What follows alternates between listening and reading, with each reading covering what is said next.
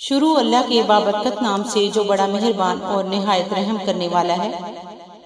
حضرت ابو ہریرہ رضی اللہ عنہ سے روایت ہے کہ جب رسول اللہ صلی اللہ علیہ وآلہ وسلم کی وفات ہو گئی اور ان کے بعد حضرت ابو بکر صدیق رضی اللہ تعالی عنہ کو خلیفہ بنایا گیا اور قبائل عرب میں سے جنہوں نے کفر اختیار کرنا تھا انہوں نے کفر اختیار کر لیا، تو جناب حضرت عمر بن خطاب رضی اللہ تعالی عنہ نے حضرت ابو بکر صدیق رضی اللہ تعالی عنہ سے کہا، آپ لوگوں سے کس بنا پر قتال جنگ کریں گے؟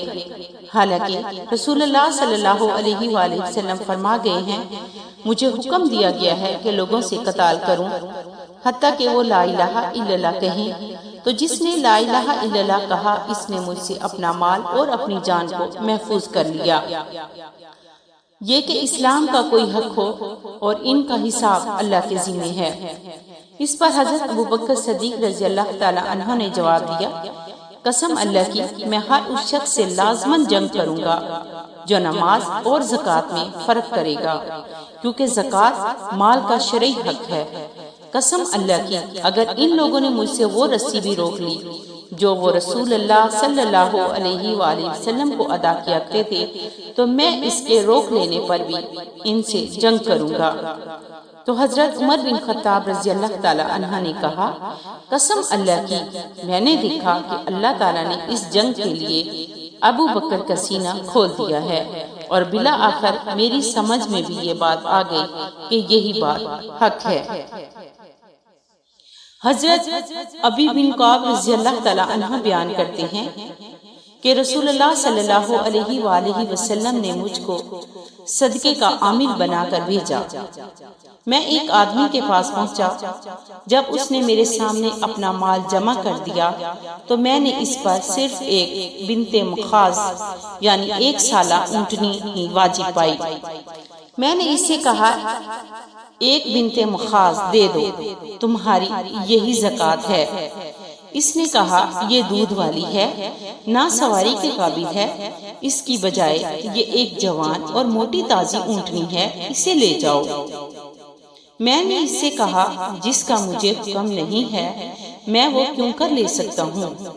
اور اللہ کے رسول صلی اللہ علیہ وآلہ وسلم تم سے قریب ہی ہیں، اگر چاہو تو ان کی خدمت میں چلے جاؤ اور جو کچھ مجھے دے رہے ہو انہیں جا کر پیش کر دو، اگر آپ قبول کر لیں تو مجھے بھی قبول ہے، اور اگر وہ نامنظور کریں تو میں بھی قبول نہیں کرتا۔ کہنے لگا، میں یہی کرتا ہوں۔ چنانچہ وہ میرے ساتھ چل پڑا اور وہ اونٹنی بھی ساتھ لے گیا جو وہ مجھے دے رہا تھا، حتیٰ کہ ہم رسول اللہ صلی اللہ علیہ وآلہ وسلم کی خدمت میں پہنچ گئے۔ اس نے کہا، اے اللہ کے نبی صلی اللہ علیہ وآلہ وسلم، آپ کا نمائندہ میرے مال کی زکوٰۃ لینے کے لیے میرے ہاں پہنچا ہے، اور قسم اللہ کی اس سے پہلے نہ تو اللہ کے رسول میرے مال میں تشریف لائے ہیں اور نہ ان کا کوئی نمائندہ ہے۔ سو میں نے اس کے لیے اپنا مال جمع کیا تو اس نے بتایا کہ میرے مال میں صرف ایک بنت مخاض واجب ہے، اور اس عمر کا جانور نہ دودھ دیتا ہے اور نہ سواری کے قابل ہوتا ہے۔ سو میں نے ایک شاندار جوان اونٹنی پیش کی کہ اسے قبول کر لے، مگر اس نے انکار کر دیا، اور وہ یہ رہی۔ اے اللہ کے رسول صلی اللہ علیہ وآلہ وسلم، میں اسے آپ کی خدمت میں لے آیا ہوں تو آپ قبول فرما لیجئے۔ تو رسول اللہ صلی اللہ علیہ وآلہ وسلم نے اسے فرمایا، تجھ پر وہی فرض ہے، لیکن اگر تو خوشی سے نیکی کرنا چاہے تو اس کا اللہ تعالیٰ تجھے اجر و ثواب عطا کرے گا، اور ہم تجھ سے یہ قبول کر لیتے ہیں۔ اس نے کہا، اور وہ یہ رہی، اے اللہ کے رسول، میں اسے لے آیا ہوں تو آپ اسے قبول کر لیجئے۔ چنانچہ رسول اللہ صلی اللہ علیہ وآلہ وسلم نے اس کے وصول کر لینے کا حکم دیا اور اس کے مال میں برکت کی دعا فرمائی۔